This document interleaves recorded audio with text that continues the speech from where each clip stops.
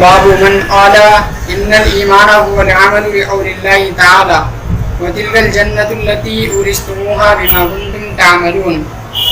وقال عدي عدة من أهل العلم في قوله تعالى فوربك لنسألنهم أجمعين عما كانوا يعملون عن قوله لا إله إلا الله. وقال تعالى لمثل هذا فليعمل العاملون.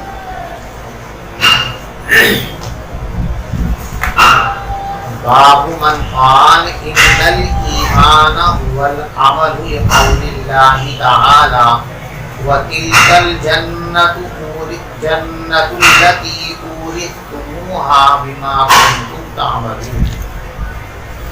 وقال عدة من أهل العلم في قوله تعالى فوربك لنسألنهم أجمعين عما كانوا يعملون عن قول لا إله إلا الله.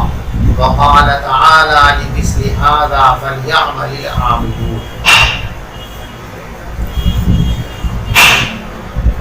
دیکھیے حضرت شیخ الہند رحمۃ اللہ علیہ نے یہ بات ارشاد فرمائی کہ حضرت امام بخاری رحمۃ اللہ علیہ کی عادت شریفہ ابواب متعین کرنے میں ایک یہ بھی ہے کہ کبھی کبھی کوئی بات جو دوسرے کی ہوتی ہے حضرت امام بخاری رحمۃ اللہ علیہ کے نزدیک بھی وہ بات صحیح نہیں ہوتی، لیکن بظاہر وہ ان کے مطلب کے لیے مفید ہوتی ہے، ان کے مسلک اور ان کے خیال کے لیے مفید ہوتی ہے، تو اس کو لے آتے ہیں۔ پوری بخاری شریف کے اندر جہاں بھی باب کے اندر یہ لفظ ہے من قال، اس کا یہ مطلب سمجھ لینا چاہیے کہ اس باب میں جو بات بیان کی جا رہی ہے وہ بات حضرت امام بخاری رحمۃ اللہ علیہ کا مسلک اور یہ ان کا خیال نہیں ہے، بلکہ یہ کسی دوسرے کی بات ہے جس کو اپنی کسی بات کی تائید کے اندر امام بخاری رحمۃ اللہ علیہ ذکر فرما رہے ہیں۔ اسی طریقے سے کبھی کبھی امام بخاری رحمۃ اللہ علیہ باب کے اندر حل لاتے ہیں، حل کہنا ہاذا، حل ہاذا کذا، تو جہاں لفظ حل یہ لائیں باب کے اندر، اس کا مطلب یہ ہوتا ہے کہ جو مسئلہ یہاں بیان کیا جا رہا ہے یہ مسئلہ اختلافی ہے اور امام بخاری رحمۃ اللہ علیہ اپنی طرف سے اس کا کوئی فیصلہ نہیں فرما سکے ہیں یا فیصلہ فرمانا نہیں چاہتے۔ آپ سمجھ میں آگے جی؟ تو اس باب کے اندر جو بات بیان کی گئی ہے یہ بات امام بخاری رحمۃ اللہ علیہ کی اپنی بات نہیں، البتہ جو بات ان کی اپنی ہے پھر وجہ اس بات کی تائید ہوتی ہے اس بات سے، اس لیے اس کو لے آئے۔ اب بات کیا ہے اس کو سمجھیے۔ یعنی بعض حضرات کا مسلک یہ ہے کہ اعمال اور ایمان کے درمیان تساوی کی نسبت ہے، جو اعمال ہیں وہی ایمان ہے، جو ایمان ہے وہی اعمال ہے، اعمال اور ایمان کے درمیان تساوی کی نسبت ہے۔ حضرت امام بخاری رحمۃ اللہ علیہ کے نزدیک تساوی کی نسبت نہیں، ان کے نزدیک اعمال اور ایمان کے درمیان عموم خصوص مطلب کا رشتہ ہے، اس لیے کہ وہ اعمال کو ایمان کا جز مانتے ہیں، تو ایمان کل ہے اور اعمال اس کا جز ہے، اور جز اور کل کے درمیان عموم خصوص مطلب کا رشتہ ہوتا ہے۔ بہرحال علماء کی ایک جماعت کا خیال یہ ہے کہ اعمال اور ایمان کے درمیان تساوی کی نسبت ہے، جو ایمان ہے وہی اعمال ہے اور جو اعمال ہے وہی ایمان ہے، اسی کو یہاں بیان کیا گیا۔ دیکھیے ان الایمان هو العمل، ایمان عمل ہی ہے۔ اب دلیلیں پیش کرتے ہیں۔ دلیل کے واسطے قرآن پاک کی 3 آیات کریمہ یہاں پر پیش کی گئی ہیں۔ دیکھیے پہلی آیت وَتِلْكَ الْجَنَّةُ الَّتِي أُورِثْتُمُوهَا بِمَا كُنْتُمْ تَعْمَلُونَ۔ جب جنت والے جنت میں بیٹھ کر اللہ کی نعمتوں کا شکر ادا کریں گے اور وہ یوں کہیں گے کہ اللہ کا انعام ہے، اللہ کا فضل ہے، اللہ کا کرم ہے کہ جنت جیسی نعمت سے ہم کو سرفراز فرما دیا۔ تو اللہ تبارک و تعالیٰ ان کا دل شاد کرنے کے لیے ارشاد فرمائیں گے وَتِلْكَ الْجَنَّةُ الَّتِي، کہ دیکھو یہ وہ جنت ہے جس کا تم کو مالک بنایا گیا ہے ان اعمال کی وجہ سے جن کو تم کیا کرتے تھے۔ سمجھ میں آگی بات؟ یہ آیت کا ترجمہ ہے کہ اللہ تبارک و تعالیٰ اہل جنت کا دلشاد کرنے کے لیے، ان کی حوصلہ افزائی اور ان کو خوش کرنے کے لیے، جیسے مثال کے طور پر آپ نے کسی کو کچھ دیا اور وہ آپ کا شکریہ ادا کیا، آپ کا بڑا، آپ کی ذرہ نوازی، آپ کا احسان ہے، میں تو اس لائق نہیں تھا، آپ نے کرم فرمایا، تو آپ اس کی ہمت افزائی کے لیے کہتے کہ نہیں یہ آپ کا حق تھا، بھائی اس کا آپ مستحق تھے، آپ نے محنت کی، آپ کے اس کا نتیجہ ہے۔ تو ایسے ہی اہل جنت کو اللہ کا شکر ادا کریں گے کہ اللہ نے اپنے فضل اور کرم کی بنیاد پر ہم کو جنت پر رحمت فرما دی۔ اللہ تبارک و تعالی جنت والوں کا حوصلہ بڑھانے کے لیے فرمائیں گے کہ نہیں، یہ جنت تم کو تمہارے اعمال کی وجہ سے ملی ہے۔ وَتِلْكَ الْجَنَّةُ الَّتِي، یہ وہ جنت ہے اورثتموہا جس کا مالک تم کو بنایا گیا ہے، بما کنتم تعملون، ان اعمال کی وجہ سے، ان اعمال کے سبب میں، ان اعمال کے بدلے میں جن کو تم کیا کرتے تھے۔ اس سے استدلال کس طرح کیا؟ استدلال کو سمجھو، دیکھو قرآن و حدیث سے یہ بات ثابت ہے کہ جنت ایمان کا بدلہ ہے، جنت ایمان کا بدلہ، اور یہاں جنت کو عمل کا بدلہ قرار دیا گیا، تو معلوم ہوا کہ عمل اور ایمان دونوں ایک ہی چیز ہے، ورنہ عمل کو جنت کا بدلہ، جنت کو عمل کا بدلہ قرار نہ دیا جاتا۔ سمجھ گئے استدلال؟ یہ بات طے ہے کہ ایمان کا بدلہ ہے جنت، سمجھ گئے، اور یہاں جنت کو بدلہ عمل کا قرار دیا گیا، تو اس سے ثابت ہوا کہ ایمان اور عمل دونوں ایک ہی چیز ہے، تو مدعا ثابت ہو گیا ان الایمان هو العمل، کہ ایمان اور عمل دونوں ایک ہی چیز ہیں۔ آج سمجھ میں آ گئی؟ لیکن یہ استدلال بہت زیادہ مضبوط نہیں ہے۔ جنت اعمال کا بھی بدلہ ہے اور جنت ایمان کا بھی بدلہ ہے، اور انسان کے اعمال ایمان ہی کے ساتھ جڑے ہوئے ہوتے ہیں۔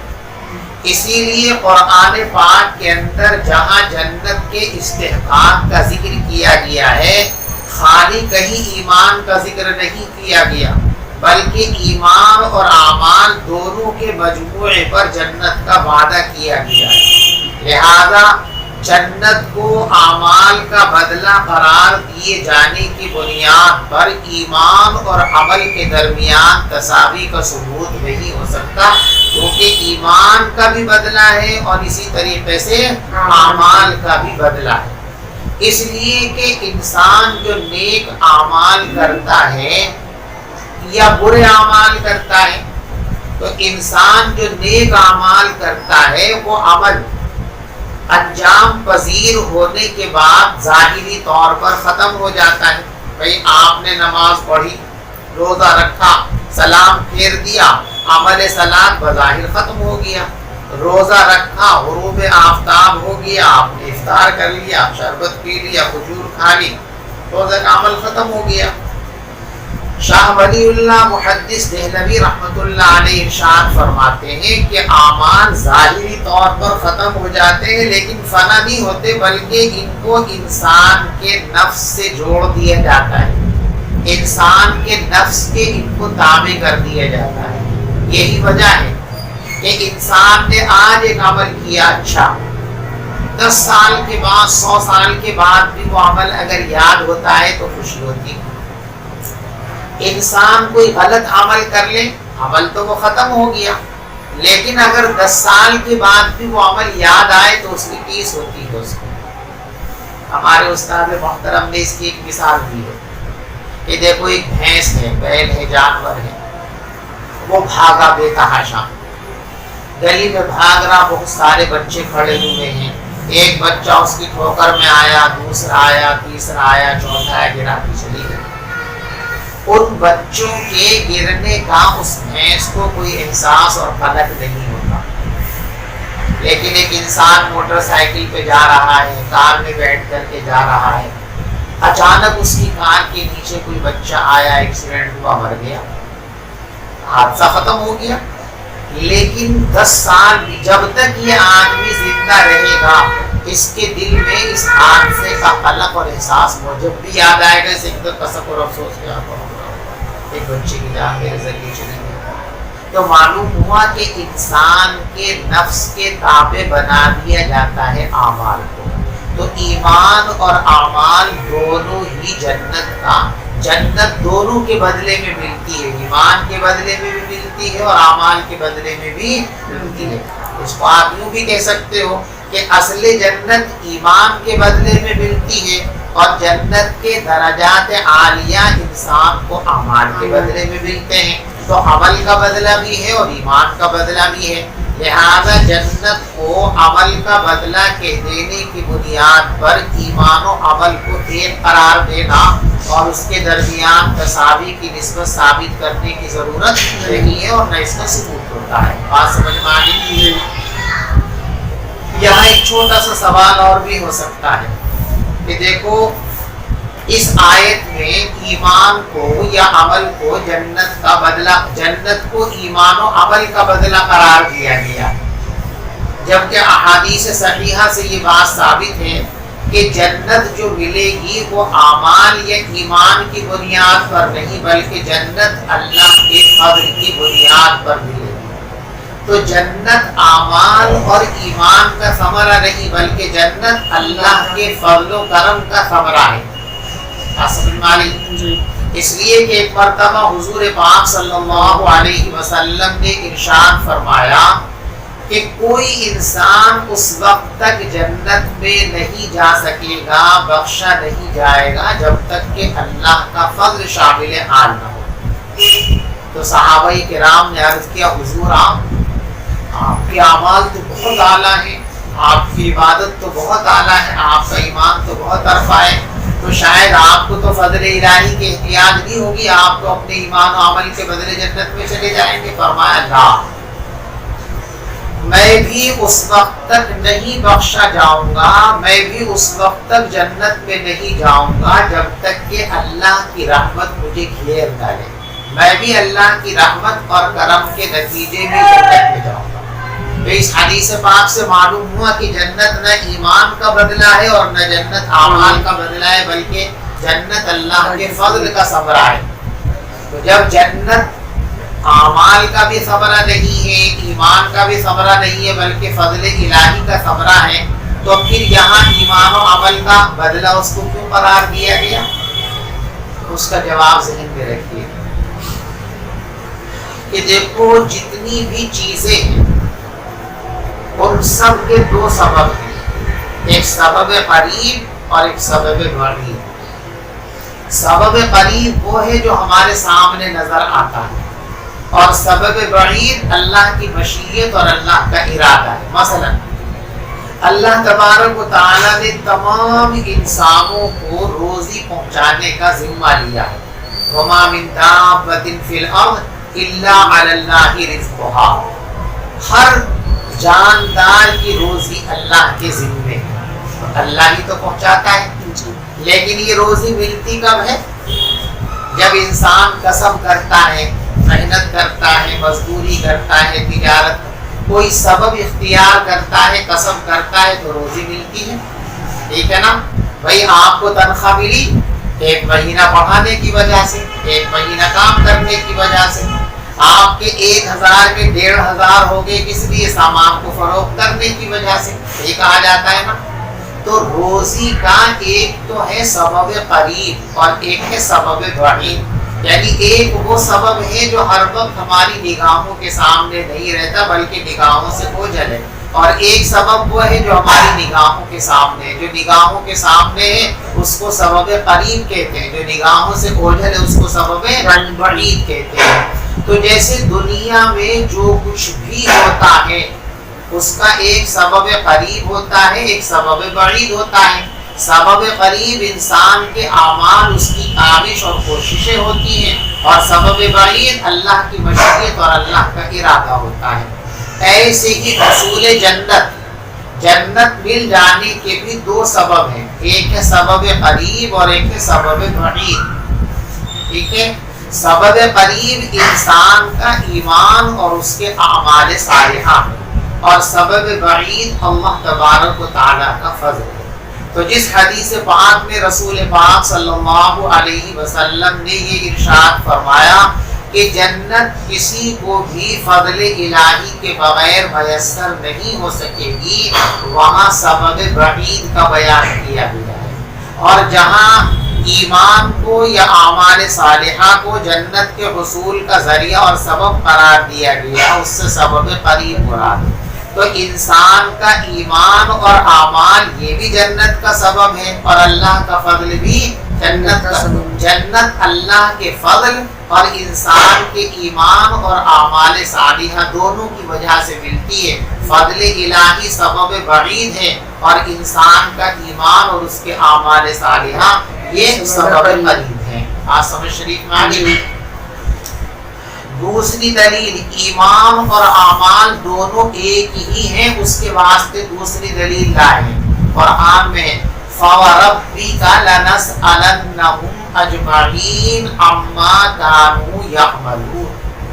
بس تیرے رب کی قسم، ہم ضرور بھی تمام انسانوں سے سوال کریں گے ان کاموں کے متعلق جن کو وہ کرتے تھے، ان کاموں کے متعلق جن کو وہ کرتے تھے۔ اس سے استدلال اس طریقے سے آیت سے کہ اما کانوا یعملون کی تفسیر بہت سے لوگوں نے لا الہ الا اللہ سے کی ہے۔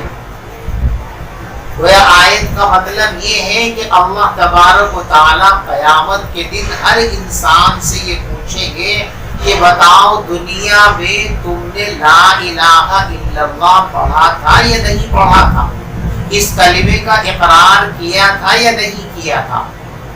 سمجھ میں آ رہی بات؟ تو اب اللہ تبارک و تعالی کلمے کے بارے میں پوچھیں گے، اور کلمہ ایمان ہے، لا الہ الا اللہ محمد رسول اللہ کا اقرار کرنا، یہ کیا ہے؟ ایمان ہے نا۔ تو اما کانوا یعملون، یہاں ایمان کا سوال ہوگا، لیکن یہاں ایمان کو عمل سے تعبیر کیا گیا، لہذا معلوم ہوا کہ ایمان اور عمل دونوں ایک ہی ہیں اور دونوں کے درمیان تساوی کی نسبت ہے۔ سمجھ گئے استدلال؟ نہیں سمجھے؟ پھر سے سمجھ رہا ہوں۔ فَوَرَبِّكَ لَنَسْأَلَنَّهُمْ أَجْمَعِينَ عَمَّا كَانُوا يَعْمَلُونَ، کہ سب سے پوچھا جائے گا ان کے اعمال کے بارے میں۔ اور عمل سے کیا چیز مراد ہے؟ کہتے بہت سے مفسرین فرماتے ہیں کہ عمل سے مراد یہاں پر کیا ہے؟ لا الہ الا اللہ، یعنی ایمان ہے۔ تو گویا آیت کا مطلب کیا ہوا کہ سب لوگوں سے ایمان لانے اور نہ لانے کے بارے میں پوچھا جائے گا۔ تو سوال کس کے بارے میں ہوگا؟ ایمان کے بارے میں، اور تعبیر اس کو کیا عمل سے۔ تو ایمان کو عمل سے تعبیر کیا تو معلوم ہوا کہ ایمان اور عمل دونوں ایک ہی چیز کے دو نام ہیں، دونوں کے درمیان تساوی ہے، لہذا مدعا ثابت ہو گیا ان الایمان هو العمل، کہ ایمان اور اعمال دونوں ایک ہی ہیں۔ سمجھ شریف کا تعبیر؟ اس کا جواب یہ ہے کہ یہ بعض لوگوں کی رائے ضرور ہے کہ یہاں اما کانوا یعملون سے لا الہ الا اللہ کا اقرار ہے، لیکن جمہور کا مسلک یہی ہے کہ یہاں اعمال سے اعمال ہی مراد ہے۔ ہر انسان سے قیامت کے دن اس کے تمام اعمال کے بارے میں سوال ہوگا، نمازوں کے بارے میں سوال ہوگا، زکوٰۃ کے بارے میں سوال ہوگا، حج کے بارے میں سوال ہوگا، تو اما کانوا یعملون کے اندر ایمان نہیں مراد بلکہ اعمال ہی مراد ہے، اس لیے کہ قیامت کے دن اعمال کے متعلق سوال ہوں گے، تو آیت میں عمل سے عمل ہی مراد ہے، آیت میں ایمان مراد نہیں۔ اسی لیے مسلم شریف کی شرح میں حضرت امام نووی رحمۃ اللہ علیہ نے نقل کیا ہے کہ اما کانوا یعملون کی تفسیر لا الہ الا اللہ سے کرنا یہ دعویٰ بلا دلیل ہے، اعمال سے اعمال ہی مراد ہے، ایمان مراد نہیں ہے، لہذا اس کو بنیاد بنا کر ایمان و عمل کے درمیان تساوی ثابت نہیں کی جا سکتی۔ وقال تعالی لمثل هذا فليعمل العاملون، دیکھو قرآن پاک میں اعمال کا ذکر ہو رہا ہے، ایمان کا ذکر ہو رہا ہے، اور ایمان کے بارے میں فرمایا ان ھذا لہو الفوز المبین، ایمان قبول کر لینا یہی سب سے بڑی کامیابی ہے، تو آیت میں ایمان کو فوز عظیم کہا گیا، اور اس کے بعد آگے فرمایا لمثل ھذا فلیعمل العاملون، اسی جیسی چیز کے لیے عمل کرنے والوں کو عمل کرنا چاہیے، تو اسی جیسی چیز کے لیے عمل کرنے والوں کو عمل کرنا چاہیے، کیا مطلب؟ ایمان کا ذکر ہے نا، تو مطلب کیا ہوا؟ فَلْيُؤْمِنُ الْمُؤْمِنُونَ، کہ ایمان لانے والوں کو ایمان لانا چاہیے، تو یہاں ایمان اور عمل، یہاں بھی ایمان کو عمل سے تعبیر کیا گیا، لہذا معلوم ہوا کہ ایمان و عمل دونوں ایک ہی ہیں، دونوں کے درمیان تساوی کی نسبت ہے۔ سمجھ شریف میں آئی؟ چلیے آگے حدیث پڑھیے۔ وبه قال حدثنا احمد بن يونس وموسى بن اسماعيل قال حدثنا ابراهيم بن سعد قال حدثنا ابن شهاب عن سعيد بن المسيب عن ابي هريره رضي الله عنه ان رسول الله صلى الله عليه وسلم سئل اي العمل افضل فقال ايمان بالله ورسوله قيل ثم ماذا قال الجهاد في سبيل الله قيل ثم ماذا قال حج مبرور۔ حضرت ابو ہریرہ رضی اللہ تعالیٰ سے مروی ہے کہ رسول پاک صلی اللہ علیہ وسلم سے پوچھا گیا سب سے بہترین عمل کون سا ہے، تو آپ نے ارشاد فرمایا ایمان باللہ ورسولہ، اللہ اور اللہ کے رسول پر ایمان لانا یہ سب سے افضل ترین عمل ہے۔ تو یہاں ایمان کو نبی پاک صلی اللہ علیہ وسلم نے عمل قرار دیا نا، لہذا معلوم ہوا کہ ایمان و عمل دونوں ایک ہی ہیں، اور ایمان و عمل کے درمیان تساوی کی نسبت ہے۔ لیکن یہ بات پہلے گزر چکی ہے کہ یہاں سوال جو ہے یہ ایمان کامل کے بارے میں ہو رہا ہے کہ اعمال اور ایمان کامل میں تلازم کا رشتہ ہے، ایمان کامل کے بغیر، اعمال صالحہ کے بغیر ایمان کامل اور مکمل نہیں ہوتا ہے۔ پوچھا گیا سب سے بہترین عمل کون سا ہے، تو فرمایا اللہ اور اللہ کے رسول پر ایمان لانا۔ پوچھا گیا اس کے بعد کیا ہے، قال الجہاد فی سبیل اللہ، اللہ کے راستے میں جہاد کرنا۔ قیل ثم ماذا، پوچھا گیا اس کے بعد سب سے بہترین عمل کیا ہے، تو فرمایا حج مبرور۔ دیکھو ای العمل افضل کی تفسیر میں ایمان باللہ ورسولہ پیش کیا گیا ہے، اس کے بعد جہاد فی سبیل اللہ، اس کے بعد حج مبرور۔ یہ مبرور اس میں مفعول کا صیغہ ہے جو بر بمعنی نیکی سے ماخوذ ہے، اور اس کا ترجمہ لازمی مقبول کرتے ہیں حج مقبول، کہ حج مقبول بہترین عمل ہے۔ دیکھو حج مقبول جو ہے اس کی علامت اور پہچان یہ ہے کہ ایک انسان ظاہری، تو حج مقبول کی علامت اور پہچان یہ ہے کہ حج کے جتنے شرائط ہیں ان سب کو پورا کیا ہو، اور حج کے جتنے ممنوعات ہیں منہیات ہیں ان سب سے پرہیز کیا ہو، تو یہ حج مبرور حج مقبول ہے۔ باقی حج مبرور اور حج مقبول کی ایک علامت اور بھی ہے جو انسان کی زندگی میں ظاہر ہوتی ہے۔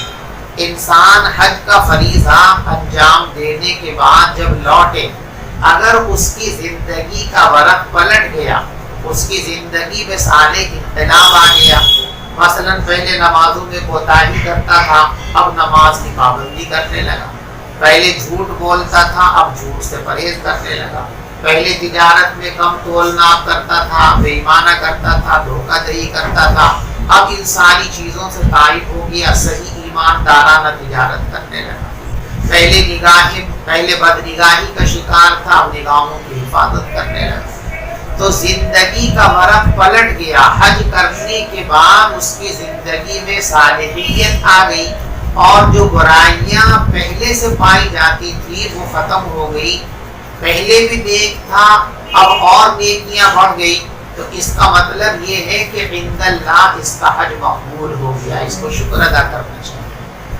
اور اگر اس کا حال یہ ہے کہ پہلے جس طریقے سے کرتا تھا گناہ بے دھڑک، اپنی دھڑلے کے ساتھ گناہ کر رہا ہے، تو اس کا مطلب یہ ہے کہ اس کا حج ابھی اللہ کے یہاں مقبول نہیں ہوا۔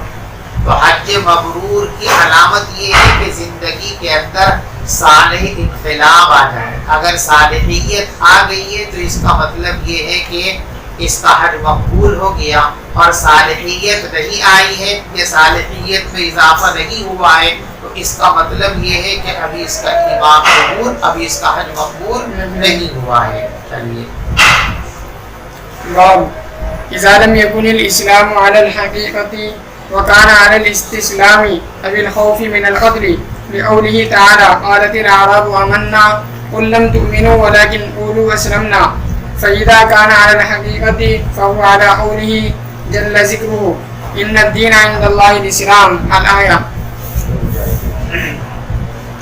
دیکھو پچھلے باب کے اندر یہ نقطۂ نظر بعض لوگوں کا بیان کیا گیا کہ ایمان اور عمل کے درمیان تساوی کی نسبت ہے، جو ایمان ہے وہی عمل ہے، جو عمل ہے وہی ایمان ہے۔ یہ بات چونکہ من وجہ امام بخاری رحمۃ اللہ علیہ کے لیے مؤید بن رہی تھی، لہذا اس کو بیان کرنے کے بعد اس کی تردید نہیں فرمائی۔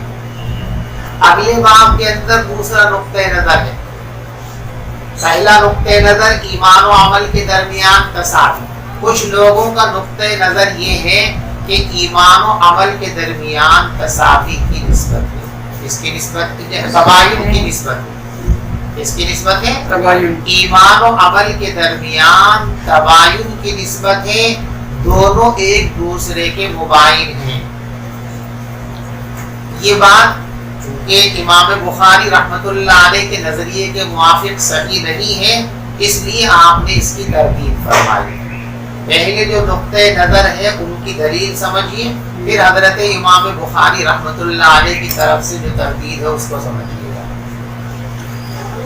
جو لوگ یوں کہتے ہیں کہ ایمان و عمل کے درمیان تباین کی نسبت ہے اور عمل کے مجموعے کا نام اسلام ہے، تو دوسرے لفظوں میں آپ یوں کہہ سکتے ہیں ان لوگوں کے مسلک کے سلسلے میں کہ اسلام اور ایمان کے درمیان تباین کی نسبت ہے، اسلام ایک علیحدہ چیز ہے اور ایمان ایک علیحدہ چیز ہے۔ دلیل میں پیش کیا اس طبقے نے قرآن پاک کی آیت کریمہ کو، قالت الاعراب آمنا، یہ اعراب آپ سے آ کر یوں کہتے ہیں کہ ہم ایمان لے آئے، تو آپ ان سے کہہ دو لم تؤمنوا، تم ایمان نہیں لائے ہو، ولیکن قولوا اسلمنا، تم تو بس یہ کہہ سکتے ہو کہ ہم نے ظاہری طور پر فرما برداری قبول کر لی ہے۔ تو یہاں اعراب سے ایمان کی نفی کی گئی ہے اور اسلام کا اثبات کیا گیا ہے۔ تو معلوم ہوا کہ ایمان اور عمل دونوں جدا جانا چیزیں ہیں، اگر دونوں ایک ہوتے تو ایک کی نفی دوسرے کی نفی کو مستلزم ہوتی، ایمان کی نفی ہو جاتی تو اسلام کی بھی نفی ہو جاتی، اسلام کا اثبات ہو جاتا تو ایمان کا بھی اثبات ہو جاتا، لیکن یہاں ایمان کی نفی ہے قل لم تؤمنوا، آپ ان سے صاف صاف کہو کہ تمہارے اندر ایمان نہیں ہے، ولیکن قولوا اسلمنا، ہاں تم یہ کہو کہ ہم مسلمان ہو گئے۔ تو اسلام کا ثبوت ہے اور ایمان کی نفی ہے، تو معلوم ہوا کہ اسلام اور ایمان کے درمیان تباین کی نسبت ہے۔ یہ ان لوگوں کا نقطہ نظر ہے اور یہ ان کی دلیل ہے۔ ہاں سمجھ میں آ گئی آپ کو؟ امام بخاری رحمۃ اللہ علیہ چونکہ اس سے متفق نہیں ہے تو اس کا جواب دیتے ہیں، تردید فرماتے ہیں کہ دیکھو اسلام کے دو معنی ہیں، ایک حقیقی معنی اور ایک معنی ہے مجازی معنی۔ مجازی معنی ہے استسلام، ظاہری طور پر فرما برداری کو قبول کر لینا۔ امام بخاری رحمۃ اللہ علیہ فرماتے ہیں کہ اسلام اپنے حقیقی معنی کے اعتبار سے ایمان سے متباین نہیں ہے،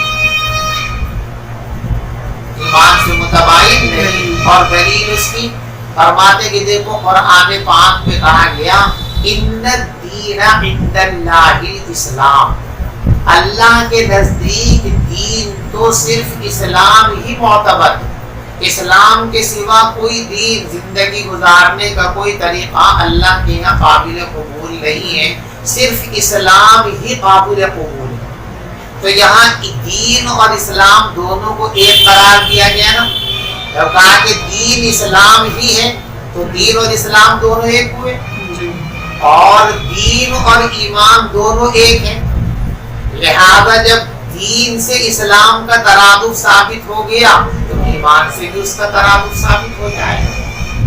لیکن جواب اس کا وہی جو پہلے ہم دے چکے ہیں کہ حضرت آپ کا یہ مفروضہ ہے کہ دین اور ایمان دونوں ایک ہے، یہ مفروضہ ہمیں تسلیم نہیں ہے۔ ایمان ایک علیحدہ حقیقت ہے، دین ایک علیحدہ حقیقت۔ دین نام ہے قوانین شرعیہ کے مجموعے کا، اور ایمان نام ہے تصدیق قلبی کا، تو دونوں دو جداگانہ حقیقتیں ہیں۔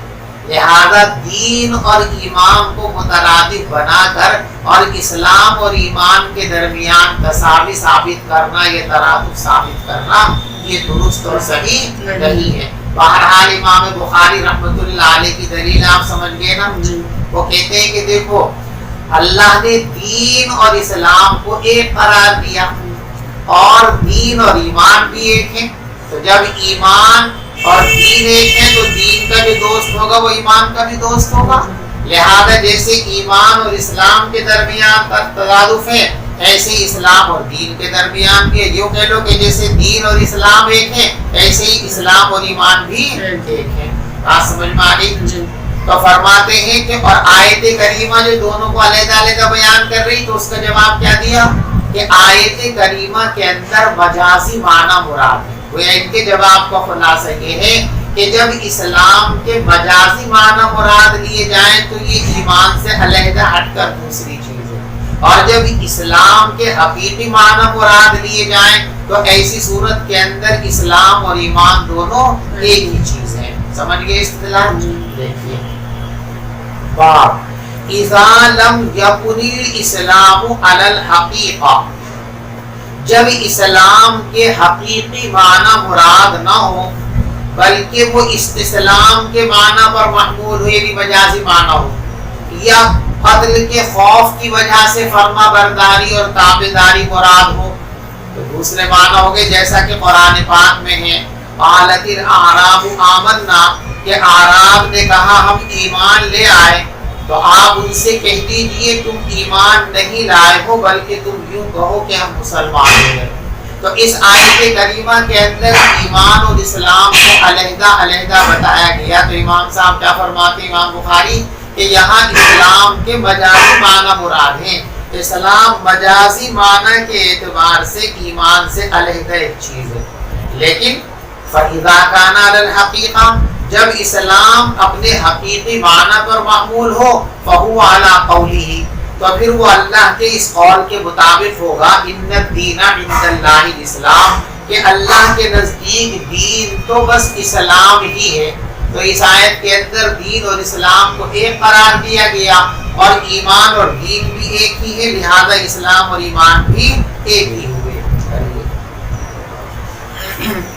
وبه قال حدثنا أبو اليمان قال أخبرنا شعيب عن الزهري قال أخبرني عامر بن سعد بن أبي وقاص عن سعد أن رسول الله صلى الله عليه وسلم أعطى رهطا وسعد جالس فترك رسول الله صلى الله عليه وسلم رجلا هو أعجبهم إلي فقلت يا رسول الله ما لك عن فلان هو فوالله إني لأراه مؤمنا فقال او مسلما۔ دیکھو اس کو لأراه اور لأراه دونوں طریقے سے پڑھ سکتے ہیں، معروف بھی پڑھ سکتے ہیں، مجہول بھی پڑھ سکتے ہیں، لیکن مجہول پڑھنا یہ زیادہ بہتر ہے۔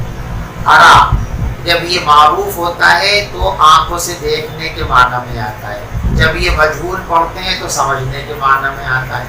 اور ایمان دکھنے والی چیز نہیں بلکہ عقل سے سوچی جانے والی اور سمجھی جانے والی چیز ہے، لہذا مجہول پڑھنا زیادہ بہتر ہے۔ انی لأراہ مؤمنا، ایسی او مسلمن او مسلمن دونوں طریقے سے اس کو پڑھا دیا، یا تو او حرف تردید پڑھیں، او حرف تردید ہے، جب دو چیزوں کے درمیان تردد ہو تو او لاتے ہیں، ہاذا او ہاذا، یا تو یہ ہے یا یہ ہے، تو بعض لوگ اس کو پڑھتے ہیں او حرف تردید، یعنی یوں پڑھیں گے فقال او مسلمن، یعنی مومنن او مسلمن، تمہاری نگاہ میں یہ مومن ہے یا مسلمان ہے، اور بعض لوگوں نے اس کو پڑھا ہے اب مؤمنن، اس صورت کے اندر واو عاطفہ ہوگا اور حمزہ استفہام کا ہوگا۔ فواللہ انی لأراه مؤمنا فقال او مسلما فسکت قلیلا ثم غلبنی ما اعلم منه فعدت لمقالتی وعاد رسول اللہ صلی اللہ علیہ وسلم ثم قال یا سعد انی لأعطي الرجل وغيره احب الی منه خشیۃ ان یکبہ اللہ فی النار۔ رواہ یونس وصالح ومعمر وابن اخی الزہری عن الزہری۔ دیکھیں حضور پاک صلی اللہ علیہ وسلم کے پاس بیت المال میں جو بھی مال آتا تھا آپ فوراً اس کو ضرورت مندوں کے درمیان تقسیم فرما دیا کرتے تھے۔ آپ کی یہ تقسیم مختلف معیار پر مبنی ہوتی ہے، کبھی کبھی آپ تقسیم کے اندر معیار بناتے تھے ضرورت کو، کہ آپ کی نظر میں جو صحابہ زیادہ ضرورت مند ہوتے تھے ان کو دے دیا کرتے تھے، جو کم ضرورت والے ہوتے تھے ان کو چھوڑ دیا کرتے تھے۔ کبھی کبھی حضور اکرم صلی اللہ علیہ وسلم کے یہاں تقسیم کا اور دینے کا معیار ہوتا تھا کمال ایمانی، کہ انسان کی اسلام کے سلسلے میں جتنی زیادہ قربانیاں ہوں اتنے وہ زیادہ محترم ہے، تو جس کی زیادہ قربانیاں ہوتی تھی اس کو پہلے دیتے تھے، بچتا ہے تو بعد والوں کو دیتے تھے ورنہ چھوڑ دیتے تھے۔ اور کبھی کبھی تقسیم میں آپ کے یہاں معیار ہوتا تھا تعریف قلب۔ کچھ لوگ تو پرانے مسلمان ہوتے تھے کہ وہ تو ایمان پر جم چکے، فقر و فاقہ، مشقتیں، مصائب اور پریشانیاں ان کے ایمان میں تزلزل پیدا نہیں کر سکتے، پکے ہو چکے، جو بھی ہے ہر حال میں ایمان کے ساتھ جڑ رہے ہیں۔ کچھ لوگ نئے نئے مسلمان ہوتے تھے، ابھی اسلام قلب کے اندر پورا راسخ نہیں ہوا، تو امکان تھا کہ مصائب ایک دم سے آئیں تو شاید مصائب سے گھبرا کر کے واپس چلے جائیں، تو اس لیے ان کو مان دیتے تھے تاکہ ان پر مصائب، فقر و فاقہ نہ آئے اور وہ اسلام پر جمے رہے۔ یہ تعریف قلب ہے، سمجھ میں آ رہی بات؟ تو کبھی کبھی حضور پاک صلی اللہ علیہ وسلم مال تقسیم فرماتے تھے تعریف قلب کو بنیاد بنا کر۔ ایک مرتبہ مال آیا، مجلس میں وہ لوگ بھی موجود ہیں جو پرانے پکے مسلمان ہیں اور کچھ نئے نئے مسلمان بھی ہیں، تو آپ نے ان نئے نئے کو دیا، اور ایک صاحب بیٹھے ہوئے تھے جو بڑے نیک صالح اور بڑے پکے ایمان والے تھے، ان کو پیغمبر علیہ السلام نے مال نہیں دیا۔ تو حضرت سعد فرماتے ہیں کہ میں نے حضرت سے عرض کیا کہ حضرت جس طرح یہ لوگ مسلمان ہیں جن کو آپ مال دے رہے ہو، یہ آدمی بھی مومن ہے، اسے کیوں نہیں دیا آپ نے؟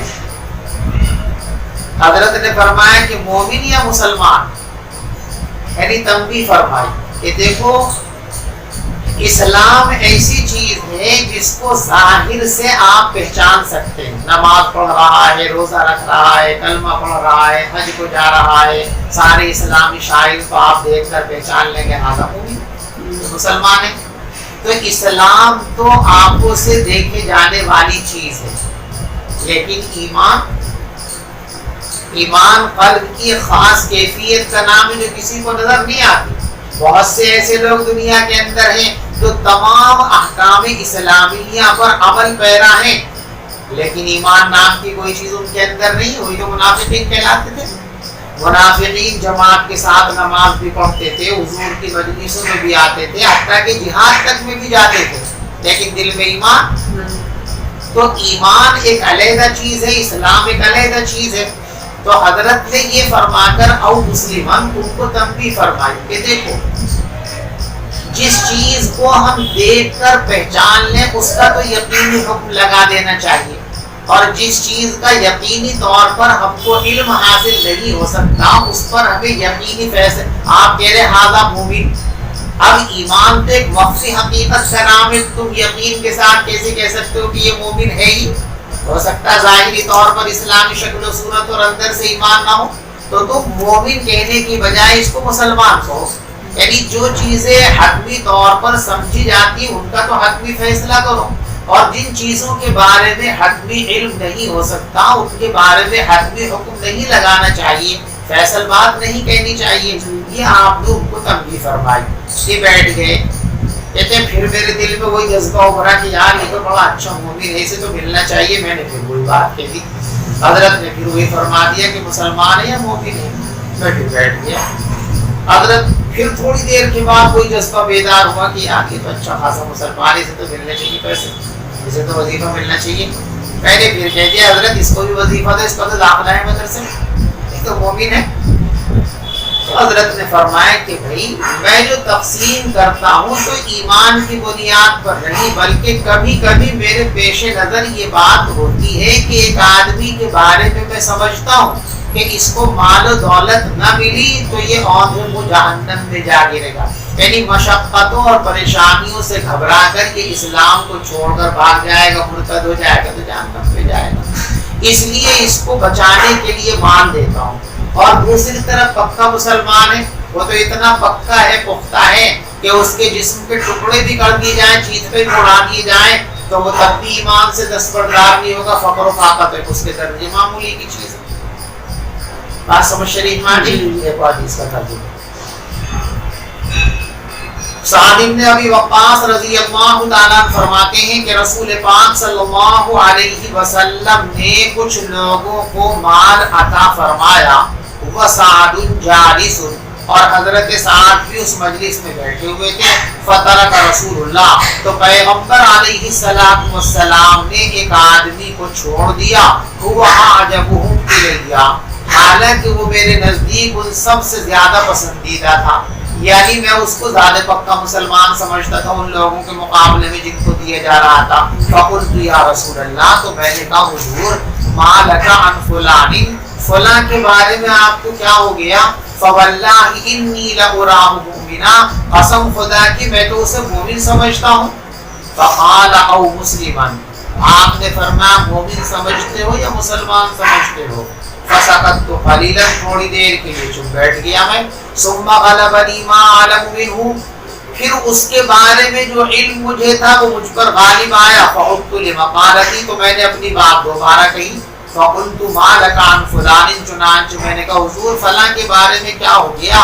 فواللہ انی لأراه مؤمنا، خدا کی قسم میں تو اس کو مومن سمجھتا ہوں۔ تو آپ نے فرمایا مومن یا مسلمان؟ فسکت قلیلا، تھوڑی دیر کے لیے خاموش ہو گیا۔ ثم غلبنی ما اعلم، پھر اس کے بارے میں جو علم مجھے تھا پھر مجھ پر غالب آیا۔ فعدت لمقالتی، میں نے پھر اپنی بات دہرائی۔ وعاد رسول اللہ، اور پیغمبر علیہ السلام نے بھی اپنا جملہ دہرایا، اور پھر ارشاد فرمایا اے سعد، انی لأعطی الرجل وغیرہ احب الی منہ، کبھی کبھی میں کسی شخص کو مال دیتا ہوں حالانکہ اس کے علاوہ دوسرا شخص میرے لیے زیادہ محبوب ہوتا ہے. جس کو دوں یہ مت سمجھو کہ وہ زیادہ محبوب ہے. میں کیا کرتا ہوں کبھی کبھی مصلحتاً اپنے محبوب لوگوں کو نہیں دیتا بلکہ جو کم محبوب ہوتے ہیں ان کو دیتا ہوں. اس لیے ایسا کرتا ہوں خشیۃ ان یکبہ اللہ فی النار، اس اندیشے اور ڈر میں کہ کہیں اللہ اس کو عودے کو جہنم میں نہ ڈالے. جس کو میں دیکھتا ہوں کبھی کچا ہے، اس کو اگر آفت مصیبت کا شکار ہو گیا تو یہ مرتد نہ ہو جائے تو اس کو مان دیتا ہوں تاکہ وہ جمع رہے اور ارتداد کا شکار نہ ہو سکے. اور اس روایت کو یونس اور صالح اور معمر اور زہری کے دونوں بھائیوں میں سے ایک بھائی کے بیٹے یعنی زہری کے بھتیجے جو اس روایت کو امام زہری رحمۃ اللہ علیہ سے نقل کیا ہے. باب افشاء السلام من الاسلام، افشاء السلام من الاسلام، وقال عمار سلام کو عام کرنا اسلام کا حصہ ہے. یہاں بھی دیکھو وہی دلیل لائن کہ حضور پاک صلی اللہ علیہ وسلم نے سلام عام کرنے کو اسلام کا جز قرار دیا، اور اسلام اور ایمان دونوں ایک ہیں تو معلوم ہوا کہ سلام کرنا یہ ایمان کا جز ہے.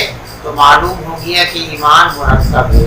جب آپ وہی ہے کہ یہاں ایمان کامل کی بات ہو رہی، نفس ایمان کی بات نہیں، جبکہ بحث کس میں ہے؟ نفس ایمان میں ہے. سلام کو پھیلانا اسلام کا حصہ ہے. اور حضرت عمار فرمایا کرتے تھے ثلاث من جمعہن فقد جمع الایمان، تین باتیں ایسی ہیں کہ جو ان باتوں کو اپنے اندر جمع کر لے تو گویا اس نے پورا ایمان اپنے اندر جمع کر لیا. یعنی تین باتیں کمال ایمانی کی دلیل ہے. اللہ یہ تینوں باتیں ہم سب کو عطا فرما دے کہ تین باتیں جس آدمی کے اندر پیدا ہو گئی وہ پکا مومن ہے. وہ تین باتیں کیا ہیں؟ الانصاف بالنفس کا، اپنے آپ سے انصاف کرنا، یہ بڑا مرحلہ ہے. دوسروں کے بارے میں انصاف کرنا بہت آسان ہے، لیکن اپنے بارے میں انصاف پر قائم رہنا یہ بڑا مشکل مرحلہ ہے. اللہ ہم سب کو اس پر جمنے کی توفیق عطا فرمائے. دوسرے کے بارے میں یہ کرنا کہ بھی دیکھو یہ بات تقوی کے خلاف ہے، یہ فتوے کے خلاف ہے، ایسا نہیں ہونا چاہیے. بال کے خلاف نکالنے کا جب اپنا نمبر آتا ہے تو تعویلیں کر لیتے ہیں. اپنے سے نہ انصاف کرنا، جیسے حضرت عمر ابن عبدالعزیز رحمۃ اللہ علیہ کو جب امیر المؤمنین بنایا گیا تو اس سے پہلے حال کیا تھا کہ بنو مروان نے سرکاری جائیدادوں کو اور سرکاری دولتوں کو اپنے نام کر لیا، اور ان کے خسر نے ان کی بیوی کو ایک بہت قیمتی ہار دیا تھا. جب حضرت عمر ابن عبدالعزیز رحمۃ اللہ علیہ امیر بنے تو دوسرے لوگوں نے جو سرکاری جائیدادوں کو قبضہ رکھا ان سے واپس لینا تو آسان ہے، کوئی بھی بن سکتا ہے. لیکن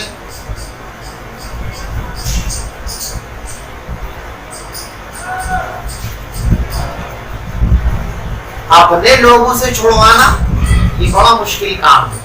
حضرت عمر ابن عبدالعزیز رحمۃ اللہ علیہ نے اپنے تمام خاندان والوں کو جمع فرمایا اور کہا کہ دیکھو جتنی جائیدادیں تم لوگوں نے قبضہ رکھی ہیں یہ جائیدادیں تمہارے اور ہمارے باپ دادا کی رہی، یہ مسلمانوں کی املاک ہیں، بیت المال کی ملکیت ہیں، سب واپس کرو.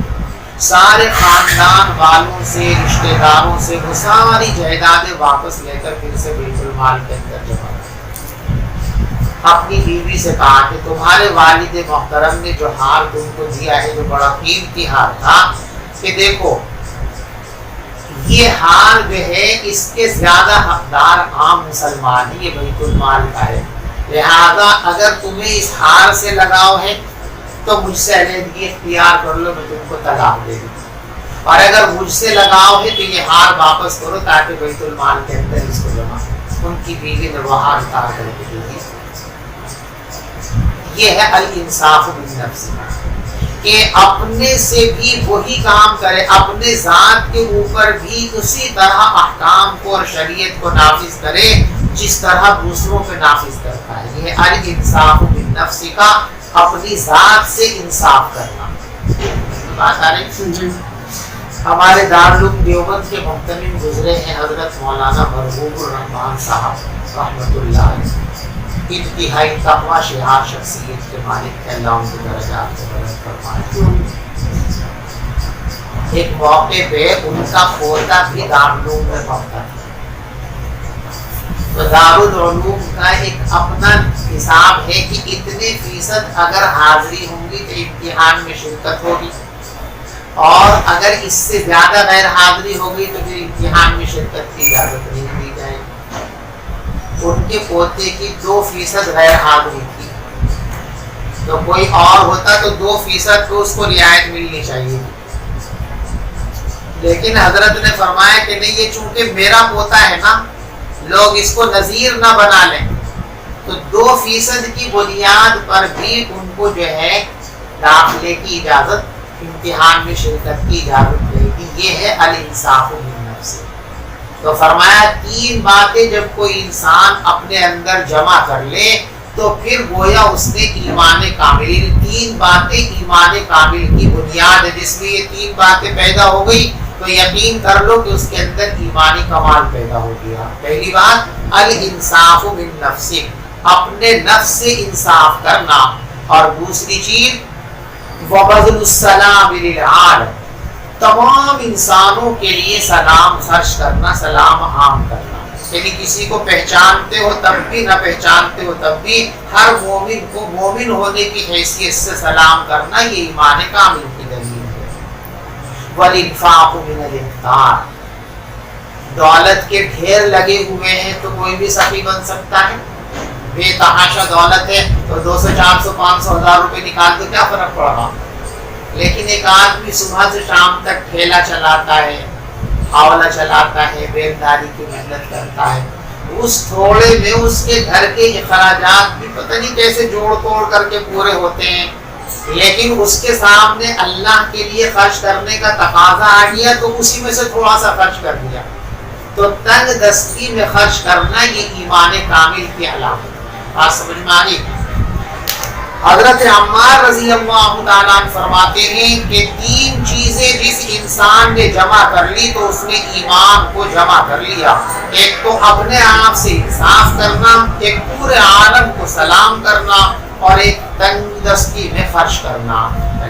وبه قال حدثنا قتيبة قال حدثنا الليث عن يزيد بن أبي حبيب عن أبي الخير عن عبد الله بن عمرو أن رجلا سأل رسول الله صلى الله عليه وسلم أي الإسلام خير قال تطعم الطعام وتقرأ السلام. ایک شخص نے رسول پاک صلی اللہ علیہ وسلم سے پوچھا أي الإسلام أفضل، اسلامی اعمال میں سب سے بہترین عمل کون سا ہے؟ تو آپ نے ارشاد فرمایا تطعم الطعام، سب سے بہترین عمل یہ ہے کہ تم لوگوں کو کھانا کھلایا کرو. وتقرأ السلام علی من عرفت ومن لم تعرف، اور سلام کیا کرو اس کو بھی جس کو پہچانتے ہو اور اس کو بھی جس کو نہیں پہچانتے ہو.